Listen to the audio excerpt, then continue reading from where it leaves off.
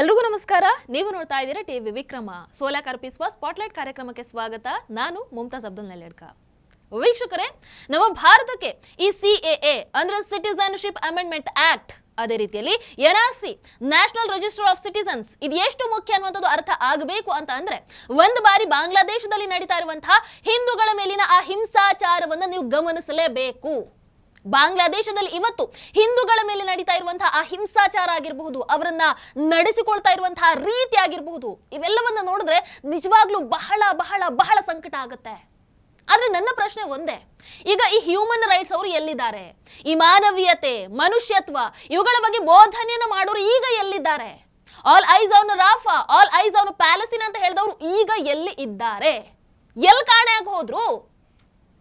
ಈ ಕಡೆ ಇವತ್ತು ರಾಹುಲ್ ಆಗಿರಬಹುದು, ಪ್ರಿಯಾಂಕಾ ಆಗಿರಬಹುದು, ಅಥವಾ ಕಾಂಗ್ರೆಸ್ನ ಯಾರೇ ಆಗ್ಲಿ ಬಾಂಗ್ಲಾದೇಶದ ಹಿಂದೂಗಳ ಬಗ್ಗೆ ಕನ್ಸರ್ನ್ ತೋರಿಸಿದ್ರೆ ಅಫ್ಕೋರ್ಸ್ ಅದು ಗ್ರೇಟ್, ಅಪ್ರಿಶಿಯೇಟ್ ಮಾಡಬೇಕು. ಆದರೆ ಅವರ ಆ ಕಾಳಜಿ, ಆ ಪ್ರೀತಿ, ಅವರು ಸುರಿಸ್ತಾ ಇರುವಂತಹ ಕಣ್ಣೀರು ಯಾವುದು ಕೂಡ ನಿಜ ಅಂತ ಒಪ್ಕೊಳ್ಳೋದಕ್ಕೆ ಸಾಧ್ಯ ಇಲ್ಲ.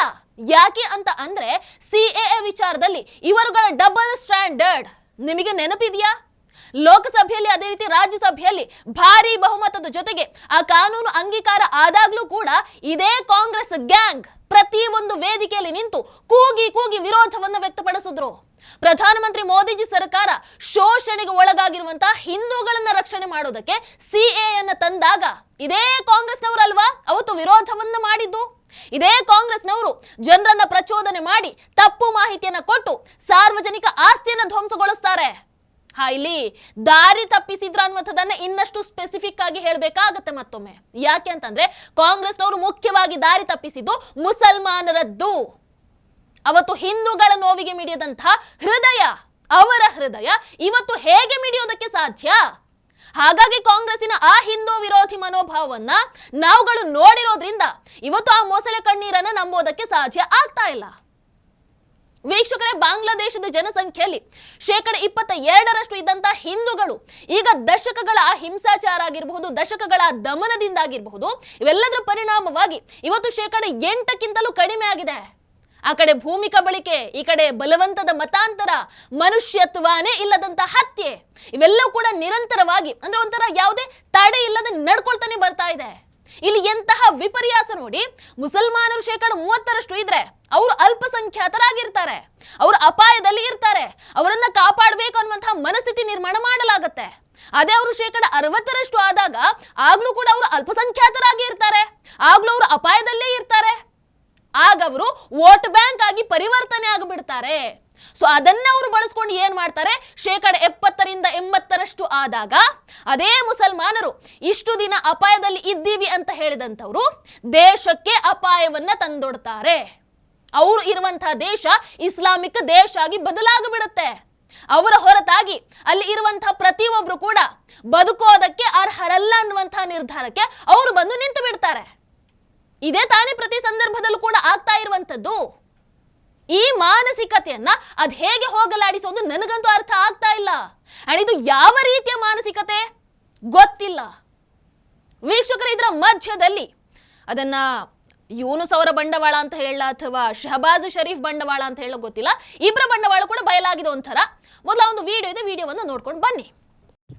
आज मैं एक सियासतदान के तौर पे नहीं बल्कि उस शख्स के तौर पे आपसे बात करूंगा जो बांग्लादेश की मिट्टी, तारीख, कुर्बानी और जुर्रत को सलाम पेश करता है। मैंने जब 2021 के अंदर ये कैंपेन शुरू की थी तो उस टाइम पे मेरे साथ कोई भी नहीं था, और अब अल्हम्दुलिल्लाह बांग्लादेश और पाकिस्तान दोनों मेरे साथ खड़े। आज मैं कोई सियासी बयान नहीं दूंगा, मैं आज बात करूंगा उस्मान हादी की, जो एक सोच था, जो एक जुर्रतमंदाना आवाज थी, जो ये कहता था कि मैं बांग्लादेश को किसी की माशी कॉलोनी नहीं बने दूंगा, मैं किसी की आजादारी बांग्लादेश के अंदर कबूल नहीं करूंगा, मैं बांग्लादेश को किसी का गुलाम नहीं बने दूंगा। अब सबसे बड़ा मसला इस खत्ते के अंदर यह है कि जब कोई मुसलमान नौजवान उठता है, एक मौसर आवाज बनता है, तो उसको दबा दिया जाता है। ये जो भारतीय आजादार बैठे हैं ना, ये अवाम का खून चूसने के लिए कभी इन्हें गुलामी से आजाद नहीं करना चाहते, चाहे वो बांग्लादेश का पानी बंद करने की सूरत में हो, चाहे वो फितनांगेजी करके जो है वो मुसलमान को मुसलमान से लड़वाने की सूरत में हो। अब मुसलमान नौजवान जो है ना वो इस चीज को बड़े अच्छे तरीके से इनकी साजिशों को समझ चुके हैं।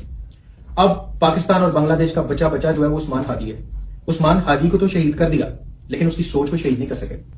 आज मुकम्मल तौर पे भारतीय आजादारी जो है उसको रिजेक्ट कर चुकी है बांग्लादेश की अवाम, मुकम्मल तौर पे रिजेक्ट कर चुकी है। और मैं अपने बांग्लादेशी बहन भाइयों को कहना चाहता हूं कि हम आपके साथ खड़े हैं। पाकिस्तानी अवाम, पाकिस्तान और पाकिस्तानी फौज आपके साथ खड़ी है। ಪಾಕಿಸ್ತಾನದ ಆಡಳಿತಾರೂಢ ಪಕ್ಷದ ನಾಯಕ ಶಹಬಾಜ್ ಶರೀಫ್ ಆಪ್ತ ಕಮ್ರಾನ್ ಉಸ್ಮಾನಿ ಹೇಳ್ತಾನೆ, ಭಾರತ ಬಾಂಗ್ಲಾದೇಶದ ಮೇಲೆ ದಾಳಿಯನ್ನ ಮಾಡಿದ್ರೆ ಪಾಕಿಸ್ತಾನ ಸಂಪೂರ್ಣವಾಗಿ ಎಲ್ಲಾ ರೀತಿಯಲ್ಲೂ ಕೂಡ ಢಾಕಾ ಪರವಾಗಿ ನಿಲ್ಲುತ್ತೆ.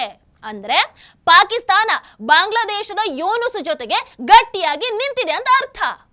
ಹಾಗಾದ್ರೆ ನಮಗೆ ಇರುವಂತಹ ಪ್ರಶ್ನೆ, ಒಸ್ಮಾನ್ ಹಾದಿಯನ್ನ ಕೊಂದರಲ್ವಾ, ಹಾಗಾದ್ರೆ ಇದಕ್ಕೋಸ್ಕರನೇ ಕೊಲ್ಲಲಾಯಿತಾ? ಅಲ್ಲಿ ಜನ ಕೂಡ ಹೇಳ್ತಾ ಇದ್ದಾರೆ ಇದು ಬಾಂಗ್ಲಾದೇಶ ಸರ್ಕಾರನೇ ಮಾಡಿರುವಂಥದ್ದು ಅಂತ. ಅಂದ್ರೆ ಒಸ್ಮಾನ್ ಹಾದಿ ಆ ಪೂರ್ವ ನಿಯೋಜಿತ ಹತ್ಯೆಯನ್ನ ಮಾಡಿ ಅದರ ಹೊಣೆಯನ್ನ ಭಾರತದ ಮೇಲೆ ಹಾಕಿ, ಮೋದಿಜಿಯವರ ತಲೆ ಮೇಲೆ ಹಾಕಿ, ಆ ಆಕ್ರೋಶದ ನೆಪದಲ್ಲಿ ದೆಹಲಿಯನ್ನ ನಿರಂತರವಾಗಿ ಪ್ರಚೋದಿಸುವಂತ ಒಂದು ಪ್ರಯತ್ನ ಇಲ್ಲಿ ಆಗಿರಬಹುದಾ? ಅದೇ ಆಗಿದ್ರೆ, ಅದೇ ಸತ್ಯ ಅಂತ ಆದ್ರೆ ನನಗೆ ಇನ್ನೂ ಒಂದು ಡೌಟ್ ಇದೆ. ಏನು? ರಾಹುಲ್ ಇಟಲಿ ಜರ್ಮನಿಯಲ್ಲಿ ಕೂತ್ಕೊಂಡು ಭಾರತ ಫೇಲ್ ಆಗುತ್ತೆ, ಜನ ಅವರವರೇ ಹೊಡೆದಾಡ್ಕೊಳ್ತಾರೆ, ಅವರವರೇ ಬಡಿದಾಡ್ಕೊಳ್ತಾರೆ, ಅಲ್ಲಿ ದಂಗೆ ಆಗುತ್ತೆ ಅಂತ ಹೇಳಿದ್ರಲ್ವಾ, ಅದು ಇದೇ ಕಾರಣಕ್ಕ? ಎಲ್ಲ ಡಾಟ್ಸ್ ಗಳನ್ನ ಕನೆಕ್ಟ್ ಮಾಡ್ತಾ ಹೋದ್ರೆ ಅದೇ ರೀತಿ ಗೋಚರ ಆಗ್ತಾ ಇದೆ, ಗೊತ್ತಿಲ್ಲ. ಆದ್ರೂ ಇಲ್ಲಿ ಈ ಪಾಕಿಸ್ತಾನದ ಧೈರ್ಯವನ್ನಂತೂ ಮೆಚ್ಚಲೇಬೇಕಪ್ಪ. ಒಂದು ಕೈಯಲ್ಲಿ ಭಿಕ್ಷೆ ಪಾತ್ರೆ, ಮತ್ತೊಂದು ಕೈಯಲ್ಲಿ ಅಣುಬಾಂಬ್ ಬೆದರಿಕೆ. ಒಂದು ಕಡೆ ಆರ್ಥಿಕತೆ ಕುಸಿತಾ ಇದೆ, ಮತ್ತೊಂದು ಕಡೆ ಉಗ್ರರೇ ದೇಶವನ್ನು ನಡೆಸ್ತಾ ಇದ್ದಾರೆ. ಅಂತಾರಾಷ್ಟ್ರೀಯ ವೇದಿಕೆಯಲ್ಲಿ ಮಾನ ಹರಾಜಾಗ್ಬಿಟ್ಟಿದೆ.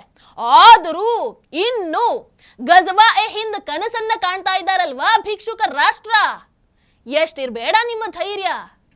ಇಲ್ಲಿ ಈ ಪಾಕಿಸ್ತಾನ ಏನ್ ಮಾಡ್ತಾ ಇದೆ ಅಂತ ಹೇಳಿದ್ರೆ, ಈ ಅವಕಾಶವನ್ನ ನಾವು ಯಾವ ರೀತಿ ಸದುಪಯೋಗ ಪಡಿಸ್ಕೊಳ್ಬಹುದು ಅಂತ ನೋಡ್ಕೊಳ್ತಾ ಇದೆ.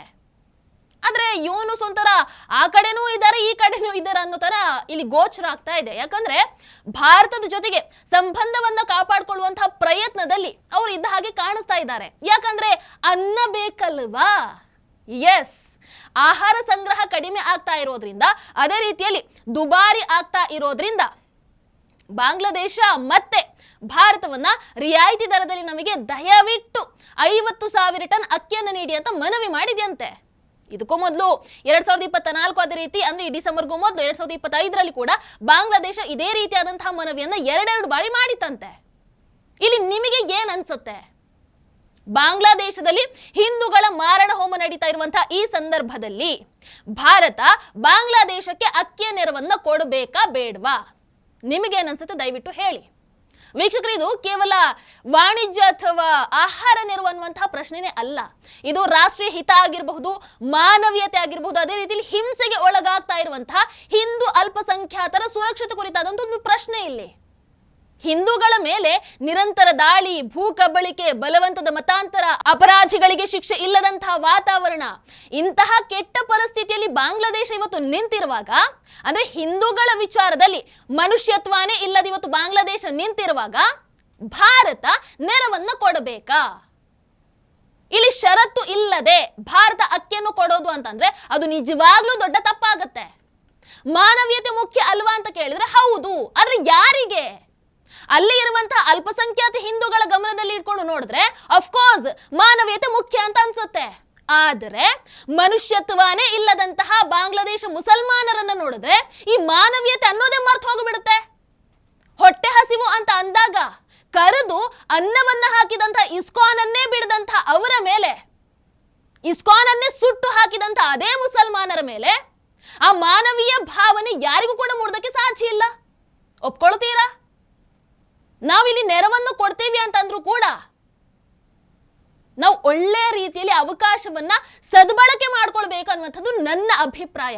ಅಂದ್ರೆ ಷರತ್ತಿನ ಜೊತೆಗೆ ನೆರವನ್ನು ಕೊಡುವಂಥದ್ದು.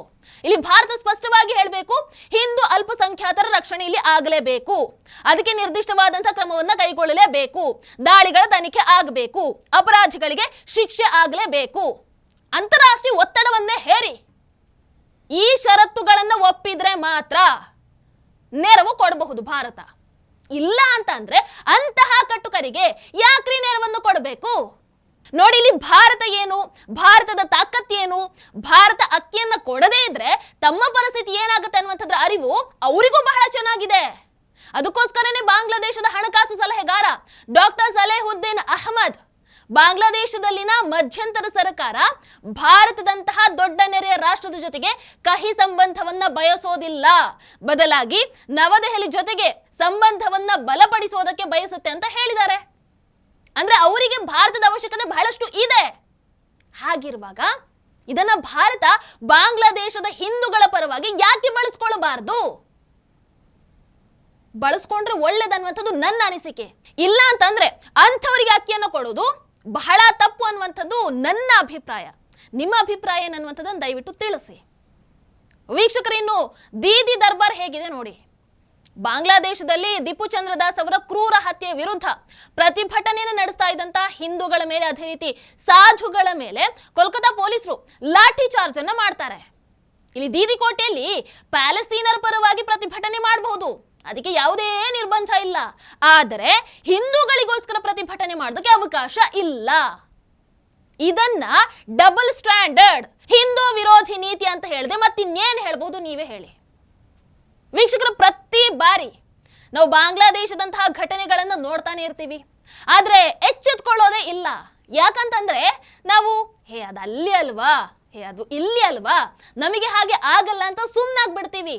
ಆದ್ರೆ ನಾವು ಅನ್ಯಾಯ ಆದಾಗ್ಲೆಲ್ಲ ಕೈ ಕಟ್ಟಿ ಕೂತ್ರೆ ನಾಳೆ ನಮ್ಮ ಮನೆ ಬಾಗಿಲಿಗೂ ಕೂಡ ಅದೇ ಅಪಾಯ ಬರಬಹುದು ಅನ್ನುವಂಥದ್ದನ್ನ ಮರೆತೇ ಬಿಡ್ತೀವಿ.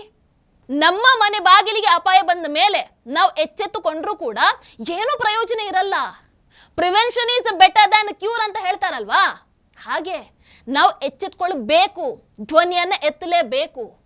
ಅಲ್ಲ, ನಮ್ಮ ದೇಶ ಬಿಡಿ, ರಾಹುಲ್ ಇಟಲಿ ಅಂತಹ ಅಥವಾ ಶಹಬಾಜ್ ಶರೀಫ್ನಂತಹ ಯಾರೇ ಪಾಪಿಗಳು ಸೇರಿ ಈ ದೇಶವನ್ನ ಅಲುಗಾಡಿಸೋದಕ್ಕೆ ಪ್ರಯತ್ನವನ್ನ ಪಟ್ಟರೂ ಕೂಡ ಅಷ್ಟು ಸುಲಭದಲ್ಲಿ ಅದು ಸಾಧ್ಯ ಇಲ್ಲ.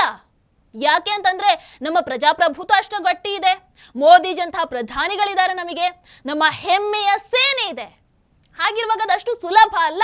ಆದರೆ ಎಚ್ಚರವಾಗಿರ್ಬೇಕಾಗಿರುವಂಥದ್ದು ಪ್ರತಿ ಒಬ್ಬ ಹಿಂದುವಿನ ಜವಾಬ್ದಾರಿ ಅಂತಂದ್ರೆ ಖಂಡಿತವಾಗ್ಲೂ ತಪ್ಪಿಲ್ಲ. ಯಾಕೆ ಅಂತ ಹೇಳ್ತೀನಿ, ಮುಸಲ್ಮಾನರಿಗೆ ಸಮಸ್ಯೆ ಅಂತ ಬಂದಾಗ ಪ್ರತಿಯೊಬ್ರು ಕೂಡ ರೋಡಿಗೆ ಇಳಿತಾರೆ, ಆಲ್ ಐಸ್ ಅಂತ ಸೋಷಿಯಲ್ ಮೀಡಿಯಾದಲ್ಲಿ ಪೋಸ್ಟ್ ಮಾಡ್ತಾರೆ. ಆದ್ರೆ ಹಿಂದೂಗಳಿಗೆ ಅಂತ ಸಮಸ್ಯೆ ಬಂದಾಗ ಯಾರು ಕೂಡ ಅವರ ಪರವಾಗಿ ಮಾತಾಡೋದಕ್ಕೆ ಬರಲ್ಲ, ಅವರಿಗೆ ಧ್ವನಿಯನ್ನ ಎತ್ತಲ್ಲ.